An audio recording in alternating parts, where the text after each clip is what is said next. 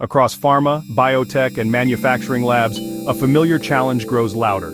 Disparate lab systems, legacy LIMS, disconnected ELNs, isolated CDS, platforms built for different needs at different times in different places. Now, they're holding you back. No single source of truth, no visibility across sites. High compliance risks manual reporting chaos. The lab is digital but not connected, intelligent but not integrated. So how do we move from fragmentation to a seamless, smart lab network?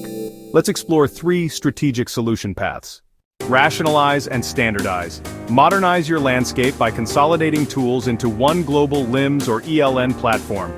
It unifies processes, simplifies support, and accelerates compliance. Yes, it demands investment and change management. But the result? A future-ready, harmonized lab foundation. Integrate and orchestrate.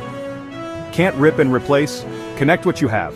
Use APIs, middleware, or data lakes to link LIMS, ELNs, CDS, and more into a real-time ecosystem. This path lowers cost and disruption, while still delivering visibility and harmony. Federated and governed model for labs that need autonomy. Allow flexibility with guardrails. Sites retain their tools but align under centralized governance, SOPs, and data standards. You get system freedom and enterprise control.